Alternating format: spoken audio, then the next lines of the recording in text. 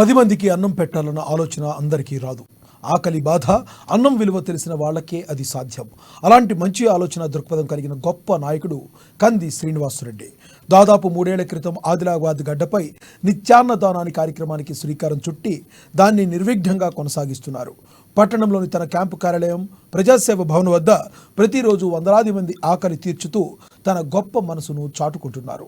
అయితే ఇటీవల లోక్సభ ఎన్నికల నేపథ్యంలో విధించిన కోడ్ కారణంగా నిత్యాన్నదానం కొద్ది రోజుల పాటు నిలిచిపోయింది. మళ్ళీ ఇటీవల కోడ్ ఎత్తేయగానే తిరిగి ప్రారంభించారు కంది శ్రీనివాసరెడ్డి.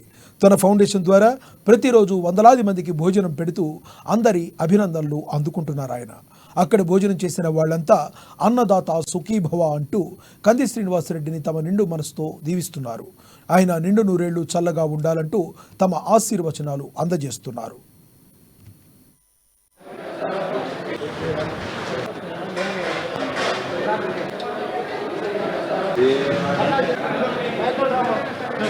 అయితే ఆదిలాబాద్ డిస్టిక్లో ఎవరు పెట్టలే. ఈ నిత్యాన్నదాత వచ్చి నుంచి ఇక్కడ వందల మంది వచ్చి మేము భోజనం చేసి మా గ్రామాలలో వెళ్తున్నాం. అన్నం పెట్టుట్లనైతే కంది శ్రీనివాసరెడ్డి గారు ఇప్పటికైతే ఆదిలాబాద్లో ఒక దేవునితో సమానమని మేము కోలుస్తున్నాం.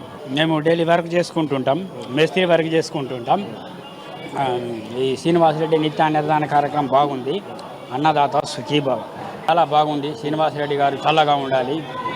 మా తరఫున ఆశీర్వాదం వారికి.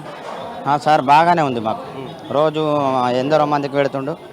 బాగానే మంచిగా ఉంది సార్. మాకైతే మంచిగా అనిపిస్తుంది. ఇది మంచి పని సార్.